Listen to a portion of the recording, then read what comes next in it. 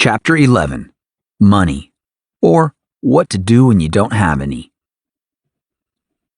I was fortunate enough to learn the auction business in a low-risk way. I bought my first few properties when I was working for another company. Technically, the money we were spending at auction was theirs, not mine. I still lost plenty of sleep over those early decisions. Using other people's money doesn't mean you don't care, but to be sure, it was less risky than using my own. After our first trip to auction, I managed to buy 4 more houses at the courthouse with the company I was working for. I was getting paid a salary to do it, but it wasn't a lot. I began to wonder, why can't I do this on my own? The answer, of course, was always the same: because I don't have any money. Things changed when my wife and I were expecting our second child. At the time, my wife was working nights as a waitress at a casino to help make ends meet. I'd come home from work at 6, she'd hand me our kid, and then she'd go to work until 2 in the morning. It was a draining schedule for any family, but things had gotten tougher with my wife's pregnancy. Not only was she on her feet all night, but she was also exhausted and sleeping very little. The hardest part was that the whole crazy arrangement wasn't even solving our financial problems. For all our hard work and sacrifice, we were still losing ground every week, slipping further into debt as each month passed. Something had to change. Change arrived on one of those long nights at the casino. During one of her shifts, my wife went into labor. It was early, 6 weeks early. The baby was safe, but it was a turning point for all of us. I remember looking at my new daughter, separated from all of us by the walls of an incubator, and thinking, this can't go on. I was certain that the difficulty of shift work and our stressful financial situation had been responsible for the premature birth. Right then, I made a decision to move on. I would start my own company. I would invest in foreclosures at auction. I would take what I'd learned on those first houses and use it to make a better life for my family. I handed in my resignation the next day. There was just one catch, of course. We were broke. In fact, we were worse than broke, and I'd just abandoned our only source of income to go into a business that required investing 6 figures at a time in cash. The cash barrier. Buying foreclosures on the courthouse steps is first and foremost a cash business. With some exceptions, you need to pay in full for the property you buy almost immediately. To make the problem thornier, it's difficult to borrow money from traditional sources to buy at auction. You might be able to get a mortgage for a house you buy on the open market, but that all changes at the courthouse. Most banks and other traditional mortgage lenders need an appraisal or a home inspection before they're willing to provide a loan. Because appraisers and inspectors can't actually get inside to see the place, you likely won't have much luck there. Still, people are buying at auction every week. How are they doing it? Broke and buying at auction. That was where I found myself. Broke, unemployed, and with a new baby in an incubator. I was in debt and so overwhelmed that at times I could barely function. And yet, I decided to go into a cash-only business that banks don't really want to touch. Was I crazy? The answer to that question, I realized, didn't matter. For months, I'd been telling myself I didn't have the cash to go into business. I no longer had that luxury. I'd burned my bridges. I had to succeed. With traditional borrowing off the table, the first person I approached was my dad. I came to him with a proposition. If he provided the cash, I would do everything else. I'd do the research and drive by the houses. I'd bid at auction. And at the end, I'd sell the house for him and give him all the profit. What would I get? I'd get the commission as a sales agent. I'd also get something more important: the chance to go back to auction and do what I really wanted to do. It worked. My dad agreed to the deal. I found our first place at auction and was able to sell it not long after. Then I did another, then another. It was working. My dad and I went on to do 8 or 10 houses together, and over time, the deal began to shift. Instead of my receiving just the sales commission at the end, we transitioned into a partnership and split the profits. For the first time in my life, I was being rewarded based on my performance. Better still, I felt like I was in control. We weren't quite out of the financial quicksand yet, but we were making progress, and that progress was in my hands. It wasn't long before things shifted again. My dad had been telling other people about the success we were having, and soon enough, someone in his network approached me. Suddenly, I had 2 investors. Back to auction I went, and this time I was able to buy 4 houses at once. Within a few months, word had spread a little more, and I found myself giving a presentation to an investor group. That increased our capital even more. Within a year or two, I was one of the largest foreclosure buyers in Northern California. At the time, I was struck not only by how fast things had changed, but by how little I had previously understood the financial side of auction. I had spent months and months wanting to go to auction on my own, but remaining frozen for lack of capital. All that time, I'd been incapable of seeing the fundamental truth. I didn't need to have money to buy at auction. I could use other people's money, and there were plenty of other people. Lesson: you need money to buy at auction, but you don't need your money. The reality of foreclosure finance. Here's where I do my Wizard of Oz routine and pull back the curtain to reveal the reality of foreclosures. It might be the most important part of this book. Most of the people at auction don't have the cash to be at auction. It's true, they don't. Trust me, I know. Not only have I been there, but I meet those people every week, and they tell me. They don't have 6 figures in cash lying around to bid on a house. Most of them don't even have 4 figures. Yet they're still buying houses. That's right. Most of the people buying houses at auction are doing it the same way I did, with other people's money. When you're short on cash, it can be hard to believe that other people are struggling with an excess of the stuff, but trust me, it's true.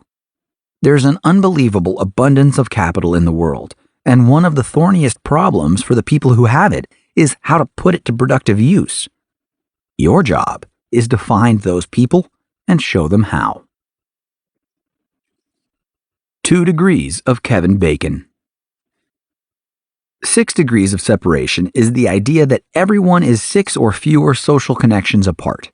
It was popularized in the form of 6 degrees of Kevin Bacon, a game where you compete with other players to discover the smallest number of connections between a given actor and Kevin Bacon. What goes for Bacon goes for you and auctions. Only in your case, the odds are even better. There's only one Kevin Bacon in the world, but there are thousands of people close to your network with the cash to buy at auction. Right now, in fact, you are almost certainly just 2 or 3 degrees of separation from the money required to bid on the courthouse steps. Which leads us to 2 questions.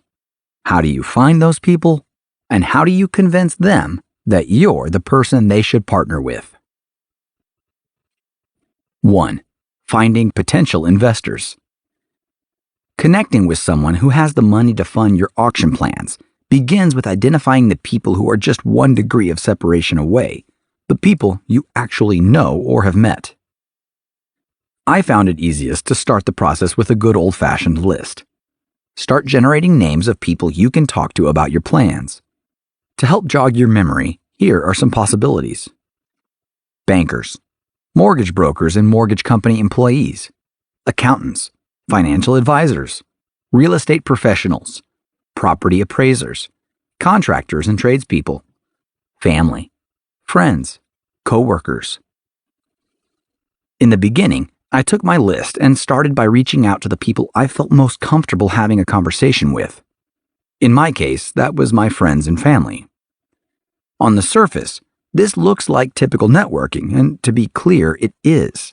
But there's a deeper truth here that you should pay attention to. Most people that can connect you to the money you need are also the people you encounter during the 5 steps. That means that one of the best networking tools at your disposal is to simply start working the process. In fact, I can almost guarantee you that you'll make new connections while working your way through the 5 steps. And each connection is one connection closer to your future financial partner. For example, if you go to a bank to ask about financing, they might refer you to an alternate lender, like a mortgage broker. That broker might connect you with a real estate investor. If you ask a real estate agent about broker price opinions, they might refer you to a client who just downsized their home and is looking for an investment. If you ask a contractor about renovation costs, they might decide they want to be your construction partner and split the upfront costs of auction. The trick to all these conversations is to talk about what you're doing. You don't just ask the plumber what it costs to swap out the dishwasher. You tell them why you're asking.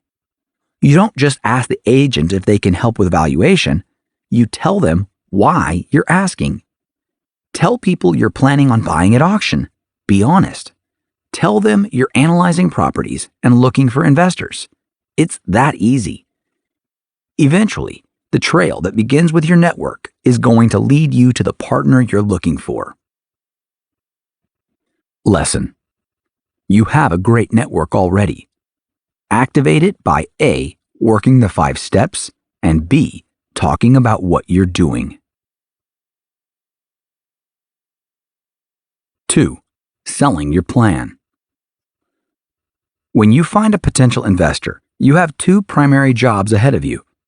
The first is to convince them that investing in foreclosed homes is a good financial choice. Your best tool for that job is data, specifically hard numbers on auction results. Fortunately, gathering this data is free and relatively easy to do. Plus, you'll get to learn while you build the evidence to back up your plan. As always, start working the steps of the process even if you don't have the money. Pull the listing data, drive by the houses, analyze the properties. Then, go to auction just as if you were going to bid. Instead of bidding, however, you're going to take note of an opening bid and what that property ultimately goes for. Then, you're going to keep an eye on that property, revisiting it online. Once it sells, you now have a business case, since you can estimate the return on that house. Do that for 10 houses, and you'll have some real numbers. Auction price, resale price, time to sell, profit, rate of return. This is exactly how I convinced my dad to invest with me for the very first time. Later, when I had the opportunity to pitch a small hedge fund out of Tahoe, I did the same thing again. This time I had even more data, and because it was based on houses I'd sold myself, it was even more accurate.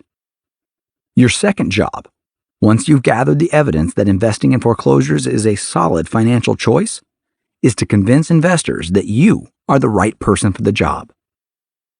Bringing them the numbers is a big first step. Most people who have the money to invest have also developed the financial literacy to understand that every investment needs a return.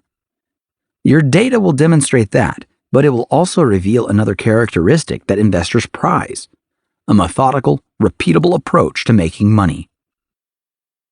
Showing your exact process, the same 5-step process in this book, will also help. Don't be afraid to showcase your unique process for profiting in the foreclosure business. You have our permission to brag. Creating a financial arrangement. Once you have a backer, you'll need to come up with an arrangement. What does your financial partner get in exchange for their money? How do you create a fair agreement that reflects what each party is bringing to the table? Here are several common arrangements that we see at auction. Again, remember that the majority of buyers out there aren't using their own money.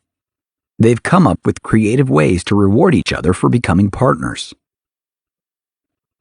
Profit split. Probably the most common type of arrangement I see is a simple profit-sharing agreement. The investor provides the cash.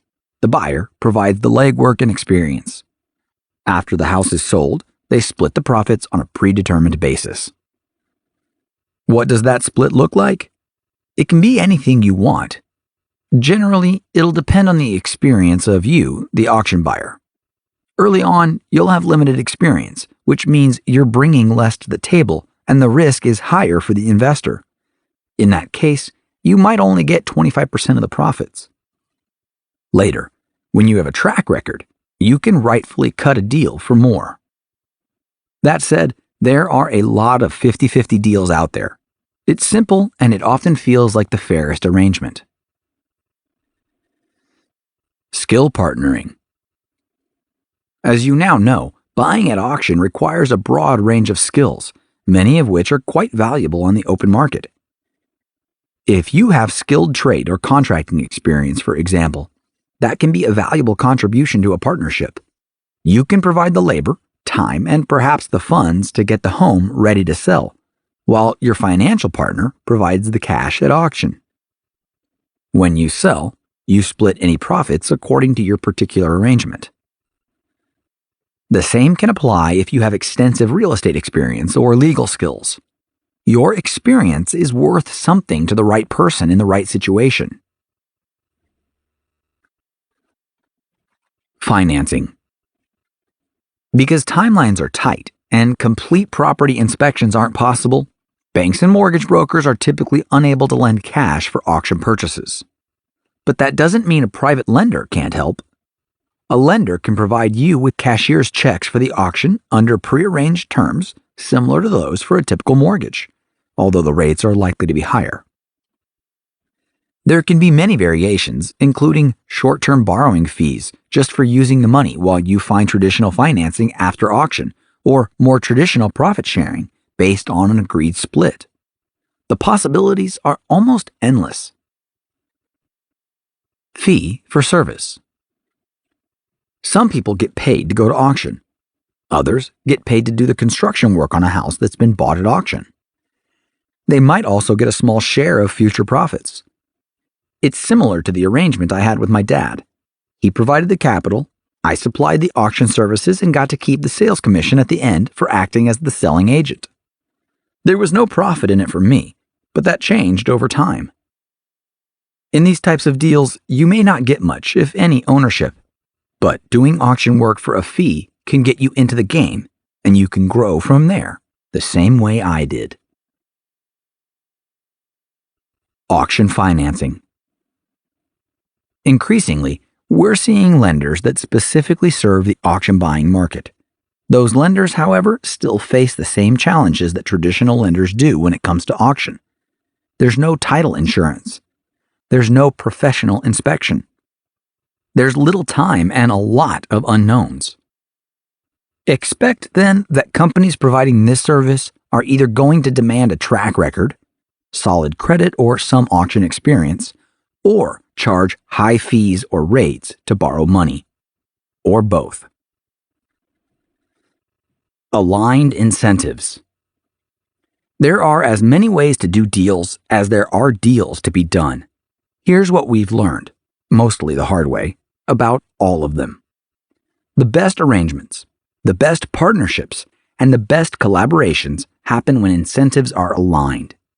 In other words, if getting a great deal at auction is what you need to succeed, your partner should want the same thing.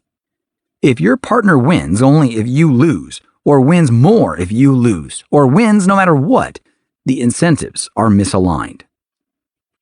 Not all these scenarios are deal breakers, but they're definitely not optimal. Let's look at a few examples. Scenario 1. You have a financial backer. They put up the money, you contribute the auction work and knowledge, and you both win by splitting the profits on the sale of the house. Those are aligned incentives. You both lose if the deal fails, and you both win if the deal is successful. Scenario 2. You have a financial backer. They loan you the money, and you pay them interest. In this case, You win only if you can buy a property and then rent or sell it at a profit. Your backer wins either way, since you have to make the loan payments regardless. They may win a little more when you turn a profit because you're more likely to make the loan payments if you do, but your incentives are certainly less aligned. Scenario 3. You get paid to do the renovations on a house purchased at auction. Your partner fronts you the cash. In this case, you're getting paid no matter what, while your partner is taking some speculative risk. Your incentives are less aligned. The trick to auction money: just start. It took a life-changing event to get me started in my own auction business, and I wouldn't change a thing. You don't need that kind of drama to make things happen. The trick is to just start. Work through all 5 steps. Once I asked for money, I found it. But I'd wasted months and months thinking about how I didn't have any money, not realizing I could just use someone else's. It was only absolute necessity that got me going. My advice would be to skip that step. When I finally got started, I went to the courthouse and bought foreclosures at auction for almost 2 years before using any of my own money. I purchased dozens of houses that way. Then, when I was on better financial footing, I started reinvesting my excess capital the same way. Looking back, the larger lesson is one that I've now heard over and over from the wealthiest people I know. Opportunity and money find each other. A great real estate deal and money are a little like the opposite poles of a magnet. They attract each other. If you can find a deal at the courthouse, you'll find the money to take with you. Lesson: find a deal and the money will find you. Work the steps and use them as a way to network. Just start.